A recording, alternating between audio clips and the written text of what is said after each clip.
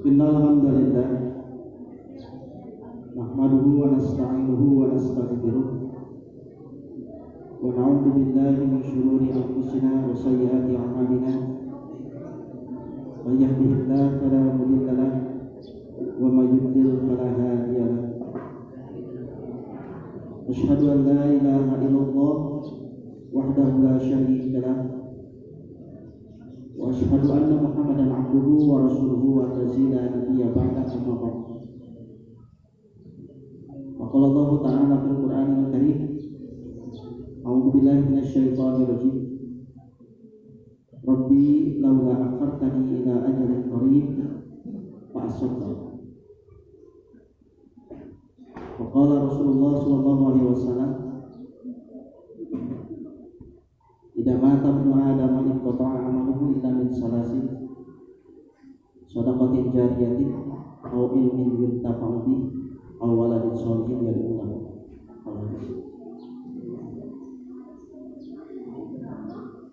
Ikhwati iman sidang Jumat yang Allah muliakan, alhamdulillah berkat kudrat Allah kita semua dapat hadir di majelis ini untuk melaksanakan salah satu perintah Allah, yaitu melaksanakan ibadah Jumat.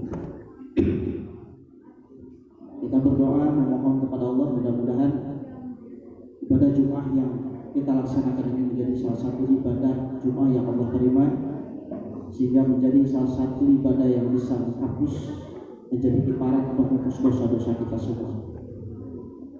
Salawat dan salam mudah-mudahan senantiasa Allah curah limpahkan kepada Nabi kita Nabi Muhammad SAW, tidak lupa kepada keluarganya, para sahabatnya, dan juga seluruh umatnya, seluruh pengikutnya hingga akhir zaman, dan mudah-mudahan kita termasuk di dalamnya.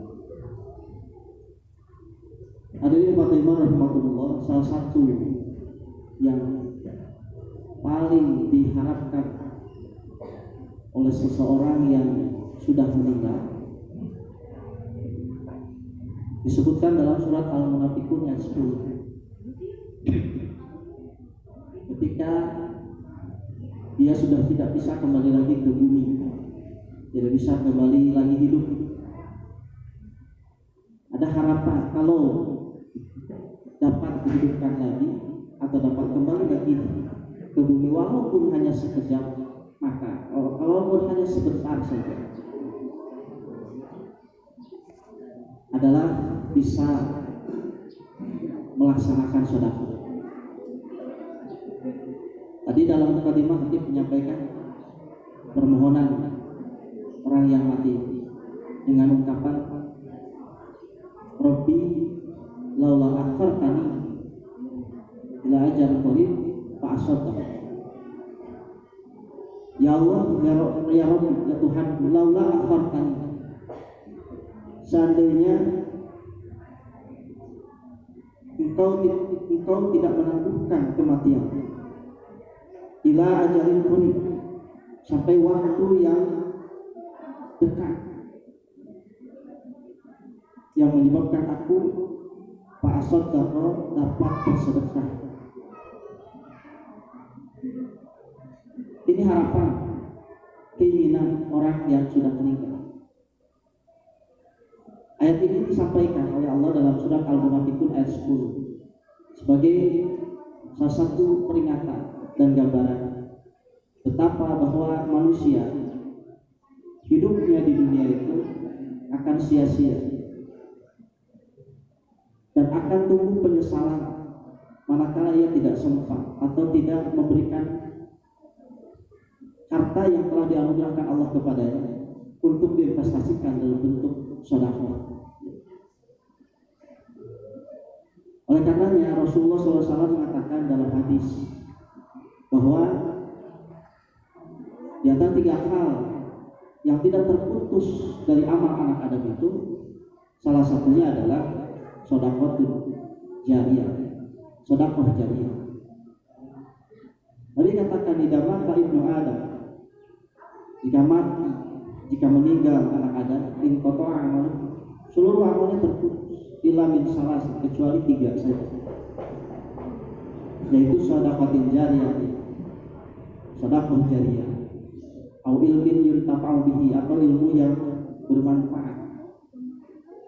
Dan yang terakhir, awaladin sholihin yad'u lahu, punya anak soleh yang senantiasa mendoakan kedua orang tuanya. Nah, hadirin iman, kadang kita oleh Allah diberikan keleluasaan, tapi keleluasaan dalam bentuk harta yang Allah titipkan kepada kita kadang-kadang melalaikan kita dan melupakan kita, sehingga kita merasa bahwa harta ini harus kita gunakan untuk memenuhi seluruh keinginan kita, dan lupa untuk menyisihkan harta itu bahwa ada bagian yang harus kita investasikan, yang harus kita infakkan, yang harus kita sedekahkan. Dan itu seringkali tidak kita sadari atau mungkin kita lalai. Ketika kita sedang merasa sempit, sedang merasa susah, kadang timbul ada perasaan, kalau saja memiliki harta yang banyak, kalau saja diberi kecukupan harta, maka saya akan bersedekah ini, akan berinfak dan sebagainya.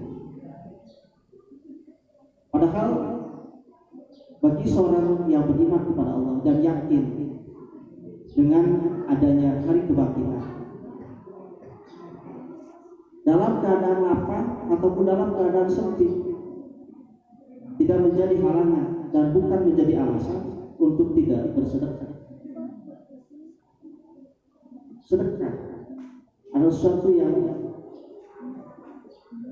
mungkin seperti kita membuang atau mengeluarkan uang harta yang kita miliki, tidak terasa langsung, tetapi dampaknya, manfaatnya, bahkan tidak hanya nanti di akhirat, di dunia pun pada hakikatnya akan kita rasakan. Oleh karena itu, sebagai bahan untuk memotivasi kita dari ayat itu, mari kita mulai dari sekarang menanamkan niat dan tekad untuk senantiasa bersedekah dalam keadaan lapang, baik dalam keadaan lapang ataupun dalam keadaan sempit.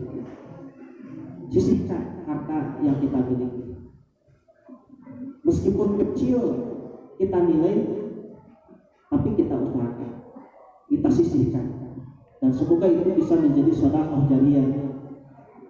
Banyak medianya, banyak tempatnya, banyak penyalurannya. Misalnya di masjid ini sedang dalam proses pembangunan atau mungkin penyelesaian. Ini adalah peluang sebetulnya yang sangat terbuka, besar, terbuka lebar bagi kita semua untuk memiliki investasi dalam bentuk sedekah jariyah. Apalagi masjid adalah rumah Allah yang senantiasa digunakan oleh setiap umat Islam untuk beribadah. Maka tentu saja dari pahala yang kita dapatkan tidak hanya pada waktu kita mengeluarkan sedekahnya saja atau infaknya saja pada waktu itu, tetapi kan terus mengalir bahkan sampai saat ketika kita meninggal. Pahala itu akan terus mengalir, akan terus masuk ke dalam tabungan pahala kita nanti di akhirat sana. Ikhwatul iman rahimakumullah, ada peristiwa yang menarik terkait dengan sedekah. Di zaman Rasulullah SAW ada seorang sahabat yang bernama Ma'an bin Yazid bin Al-Ahnas. Dalam hadis dikatakan, diceritakan, karena Abi Yazid, kata Ma'an, adalah ayahku Abu Yazid. Ukhraja dananiro yatasaddaqu biha, telah mengeluarkan uang dinar. Dananiro itu jadi jamak dari kata dinar, berarti banyak gitu yang keluarkan. Yatasaddaqu biha, yang keluarkan untuk bersedekah. Wawadoaha, maka ia menyimpannya, meletakkannya atau menyampaikannya, memberikannya inda rajulin fil masjid, pada seorang laki-laki yang ada di masjid. Pajik itu, maka ma'an ini datang, fa'aqadtuha fa'ataituhu biha. Ma'an itu datang ke masjid, lalu ia mengambil ya, dari dinar-dinar yang telah dititipkan ayahnya untuk sedekah itu. Fa'ataituhu biha faqala wallahi ma iyyaka aradtu faqasimtuhu ila Rasulullah sallallahu alaihi wasallam. Faqala laka ma nawaita ya Yazid wa laka ma akhadta ya Ma'an. Jadi ceritanya, Ma'an itu mengambil uang dinar yang dititipkan oleh Yazid ayahnya sebagai sedekah. Lalu Yazid ayahnya Ma'an mendatangi Ma'an sambil mengatakan, wallahi demi Allah, ma iyyaka aradtu, sesungguhnya aku bukan bermaksud sedekah untuk kamu. Jadi yang ngambil sedekah itu anaknya. Dia sedekah tapi yang ngambil anaknya gitu. Kata ayahnya, bukan buat kamu gitu maksudnya, sederhana. Aku sedekah itu bukan buat kamu. Maka faqasimtu ila Rasulullah sallallahu alaihi wasallam. Ma'an itu mengadu kepada Rasulullah SAW. Jadi ada anak yang mengadukan ayahnya karena ayahnya menegur bahwa dia mengambil sedekah yang diberikan ayah, tapi dimaksudkan bukan untuk sedekah buat anaknya, tapi untuk orang lain. Maka diadukanlah hal itu kepada Rasulullah SAW. Maka kata Rasulullah SAW, laka ma nawaita ya Yazid, bagimu wahai Yazid sudah ada ganjaran, sudah ada pahala sesuai dengan apa yang sudah engkau niatkan. Walaka ma akhadtu ya Ma'an, walaka ma akhadta ya Ma'an, dan bagimu apa yang sudah kau ambil wahai Ma'an. Artinya Rasulullah tidak memutuskan untuk mengembalikan apa yang diambil oleh Ma'an itu untuk dikembalikan lagi. Artinya sudah menjadi hak milik Ma'an. Dan dari sini kita bisa mengambil pelajaran bahwa setiap amalan itu tergantung pada niatan seseorang. Sesuai dengan hadis innamal a'malu binniyat, sesungguhnya amal itu tergantung kepada niatnya. Wa innamal likulli imri'in ma nawa, dan bagi setiap orang diberikan ganjaran sesuai dengan apa yang sudah ia niat. Yazid berniat sedekah, meskipun tujuannya sedekah itu diberikan untuk orang lain, tetapi ternyata sedekah itu malah diberikan kepada anaknya oleh orang yang diamanahi, di seorang laki-laki di masjid gitu. Dia memberikan kepada anaknya, membiarkan anaknya yaitu tetap sah sedekahnya dan tetap akan mendapatkan balasan dan ganjaran sesuai dengan apa yang diniatkan. Jadi meskipun salah sasaran, tetap kalau niatnya itu sudah betul karena Allah, meskipun salah sasaran tetap mendapatkan ganjaran dan pahala dari Allah Subhanahu wa taala. Sesuai dengan apa yang disampaikan Rasulullah SAW. Kemudian yang kedua,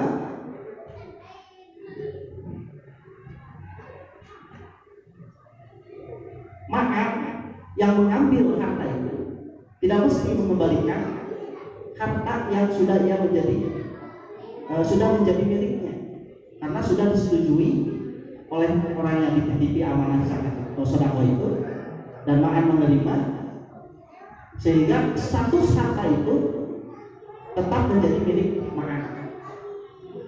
Jadi ulah demikian, misalkan ketika misalkan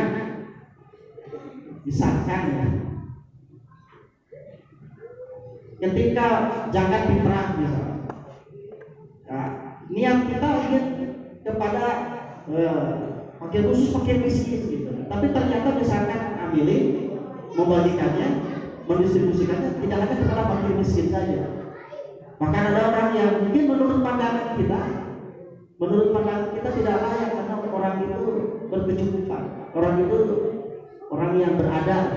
Tapi mungkin amilin memiliki pandangan lain. Bisa saja mungkin dia masuk ke dalam kategori mu'alaf gitu.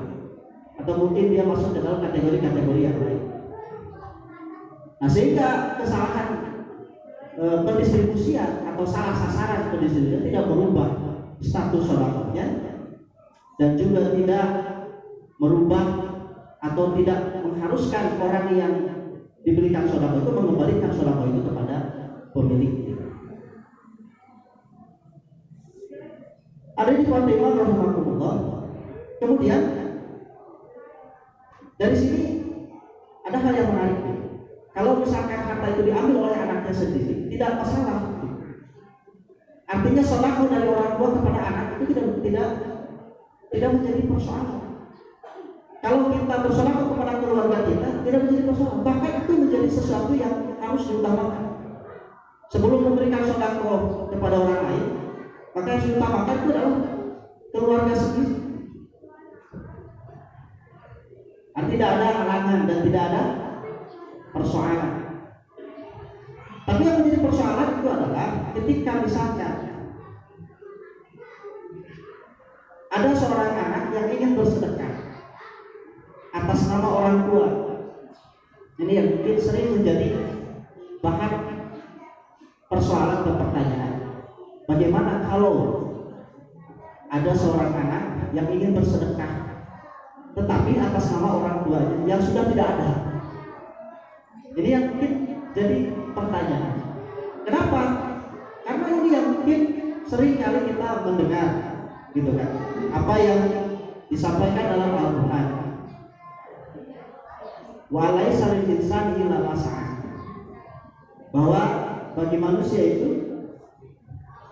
tidak wa laisa lil insani, dan tidak ada bagi manusia itu balasan illa ma sa'a, kecuali apa yang sudah dia usahakan.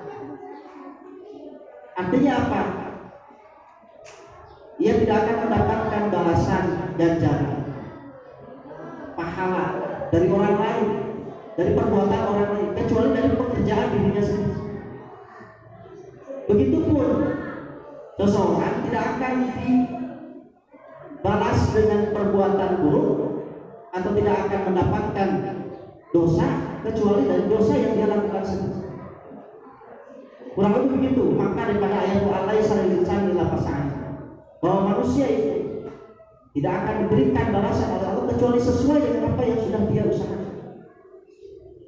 Artinya dia tidak akan mendapatkan transfer pahala ataupun transfer dosa kecuali dari pekerjaan yang sudah dia lakukan sendiri. Nah, tapi bagaimana?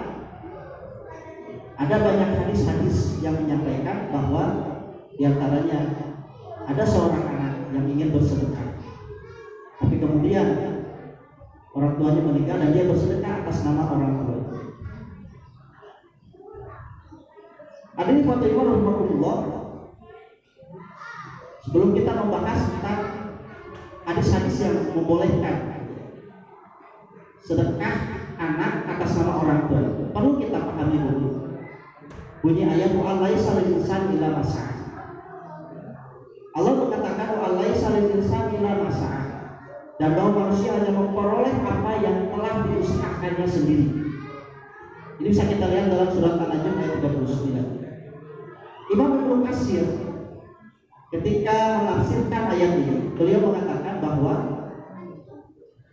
sebagaimana dosa seseorang tidak dapat dipindahkan kepada orang lain, maka demikian pula ganjaran seseorang tidak dapat dipindahkan atau dikirimkan kepada orang lain. Artinya tidak ada transferan, tidak ada transfer dosa, tidak ada transfer pahala. Dari ayat ini kemudian Imam Asy-Syafi'i dan juga para ulama yang mengikuti beliau beristinbat atau mengambil kesimpulan, mengambil dalil bahwa mengirimkan pahala bacaan Al-Quran tidak akan sampai kepada si manusia. Kenapa? Karena bacaan Al-Quran yang kita baca itu bacaan orang lain. Itu yang disampaikan oleh Imam Ibnu Katsir dalam tafsirnya, dan juga pendapat Imam Asy-Syafi'i dan juga para pengikutnya. Ada di Fatimah rahimahullah, tapi yang mana kemudian Rasulullah SAW menyampaikan, ada sabda Rasulullah yang menerangkan, yang menjelaskan. Kata Rasulullah, inna atyaba ma'akala rajulu min kasbihi wa inna waladahu min kasbihi. Sesungguhnya sebaik-baik apa yang dimakan oleh seseorang itu adalah dari hasil usahanya sendiri. Dan sesungguhnya anak itu adalah kasab dari orang tua. Anak itu adalah kasab atau usaha dari orang tua. Hal ini kemudian menguatkan hadis yang membolehkan seorang anak yang bersedekah atas nama orang tuanya. Sebagaimana hadis salah satunya saja saya ambil dari Aisyah, anna rajulan qala lin Nabi sallallahu alaihi wasallam, bahwa ada seorang laki-laki yang bertanya kepada Rasulullah sallallahu alaihi wasallam, inna ummi, sesungguhnya ibuku, ibtulitat nafsuha walam tusi, meninggal tiba-tiba dan belum sempat bertemu denganku, dan dia tidak memberikan wasiat apapun. Fa'adunuha lau takallama tasaddaqa. Dia mengatakan, kalau saja ia masih sempat bertemu denganku dalam keadaan hidup, mungkin dia akan memberikan wasiat agar dia menitipkan kepadaku untuk bersedekah. Fahalaha ajrun in tasaddaq anha. Wali ajrun, kata anak itu, bolehkah aku bersedekah atas nama ibuku agar dia mendapatkan ganjaran dari sedekahku itu? Wali ajrun, dan aku juga tetap mendapatkan balasan atau ganjaran itu. Maka Rasul mengatakan, na'am, boleh, benar, ya, boleh, silakan. Fatasaddaqa 'alaiha, maka ia pun bersedekah atas nama ibu. Artinya menurut hadis ini, seorang anak boleh bersedekah atas nama orang tua.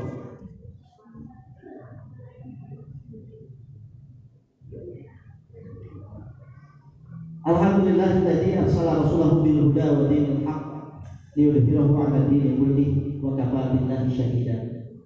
Asyhadu an la ilaha illallah wahdahu la syarika lah wa asyhadu anna Muhammadan 'abduhu wa rasuluhu allazi la nabiyya ba'dahu, amma ba'd. Ada Fatimah rahimahullah. Yang jadi pertanyaan adalah, apakah hadis tadi bertentangan dengan firman Allah yang berbunyi wa alaisa lil insani illa ma sa'a? Ketika kita membaca hadis, tidak hanya satu hadis, bahkan banyak hadis. Di antaranya tadi hadis Aisyah yang membolehkan seorang anak bersedekah atas nama orang tuanya, dan orang tuanya akan mendapatkan balasan sebagaimana anaknya juga mendapatkan balasan dari pahala bersedekah. Tetapi pertanyaannya lagi tadi, apakah hadis Rasulullah itu bertentangan dengan firman Allah yang berbunyi tadi wa alaisa lil insani illa ma sa'a, bahwa setiap manusia itu tidak akan diberikan balasan kecuali apa yang dia usahakannya sendiri. Bahkan tadi di dalam tafsirnya Ibnu Katsir menjelaskan, Imam Asy-Syafi'i menjelaskan, pahala orang yang sahur, orang yang membaca Al-Quran untuk si mayit tidak akan sampai kepada si mayit. Kenapa? Tidak ada transfer pahala, tidak ada transfer dosa berdasarkan firman Allah tadi. Tapi ada keterangan anak, gitu kan, bersedekah atas nama orang tuanya, tapi Rasulullah mengiyakan dan membenarkan. Hadirin, perlu kita pahami bahwa apa yang disampaikan dalam hadis-hadis ada 3 hadis, dan itu dimuat dalam kitab Nailul Awtar karya Imam Asy-Syaukani. Imam Asy-Syaukani menjelaskan tentang hadis-hadis tersebut. Kata Imam Asy-Syaukani, hadis-hadis dalam bab ini yang beliau tulis itu menunjukkan bahwa sedekah dari anak itu bisa sampai kepada orang tuanya. Meskipun setelah orang tuanya meninggal, orang tuanya wafat. Dan meskipun orang tuanya tidak memberikan wasiat, tidak menitipkan wasiat untuk bersedekah, tetap apa yang dilakukan oleh anak itu dalam bentuk sedekah gitu, akan sampai kepada kedua orang tua. Kemudian beliau menyampaikan terkait ayat wa alaisa lil insani illa ma sa'a, bahwa tidak ada balasan apapun bagi manusia kecuali apa yang dia usahakan. Maka Imam Asy-Syaukani menyampaikan bahwa di dalam hadis yang menjelaskan tentang bolehnya seorang anak bersedekah atas nama orang tuanya, ini adalah pengecualian atau ketetapan yang khusus dari ajaran atau ketetapan agama. Membantu memerintah yang salah tidak ada kaitan, tapi bagi anak ini ada kekhususan. Artinya menurut Asy-Syaukani wa alaisa lil insani illa ma sa'a itu umum, tapi hadis-hadis itu menjadi taksis, pengkhususan bagi anak yang ingin bersedekah atas nama orang tua. Tetapi perlu dipahami, kata Imam Asy-Syaukani, dahilnya ayat itu secara umum menegaskan bahwa tidak ada transfer pahala atau dosa. Tetapi hadis-hadis itu menceritakan dan membolehkan seorang anak bersedekah atas nama orang tua. Bahkan tidak hanya dalam bentuk sedekah, dalam bentuk harta, amal apapun yang dilakukan oleh anak, amal soleh apapun, sholat, saum, sedekah termasuk haji. Maka ada hadis khusus yang meriwayatkan tentang seorang anak yang berhaji untuk menghajikan orang tuanya yang sudah meninggal. Ini pada hakikatnya harus dipahami kepada kaitan hadis yang mengatakan bahwa sesungguhnya setiap anak Adam itu yang terbaik adalah dari kasabnya sendiri. Dan Rasul mengatakan bahwa anak itu adalah kasab dari orang tuanya. Dengan penjelasan ini maka kita bisa memahami bahwa pantas Rasulullah membolehkan, karena pada hakikatnya seorang anak bersedekah, seorang anak itu bisa melakukan amal soleh apapun yang dia lakukan, baik itu sholat, saum dan lain-lain, pada hakikatnya itu adalah dari jasa orang tua. Anak adalah kasab dari orang tuanya, sehingga maka kita pahami hadis-hadis Rasulullah SAW yang membolehkan seorang anak bersedekah atas nama orang tuanya, menghajikan atas nama orang tuanya. Tentu itu adalah pahala yang akan mengalir kepada kedua orang tuanya sebagai salah satu bentuk jasa orang tua terhadap anaknya dalam membentuk waladun sholihun. Makanya di dalam hadis awal dikatakan Rasulullah, seluruh anak Adam itu terputus selamanya ketika dia mati, kecuali 3 perkara. Yang pertama sedekah jariyah, yang kedua adalah ilmu yang bermanfaat, dan yang ketiga adalah waladun sholih. Maka dengan penjelasan itu kita semakin terang dan memahami bahwa kebolehan seorang anak bersedekah atau beramal atas nama orang tua itu pada hakikatnya adalah bukan transfer pahala, tetapi adalah sebagai bentuk jariyah orang tua terhadap anaknya. Dia sudah melahirkan anaknya, mendidik anaknya, sehingga anaknya menjadi anak yang soleh, sehingga apapun yang dia lakukan, amal soleh apapun yang akan terus mengalir pahalanya kepada kedua orang tua. Ada di Fatimah rahimahullah, mudah-mudahan ini menjadikan motivasi bagi kita, tidak hanya bersedekah dalam bentuk harta, tetapi juga sedekah kepada putra-putri kita. Berikan pendidikan yang terbaik, terutama pendidikan agama, sehingga putra-putri kita menjadi putra-putri yang soleh dan soleh.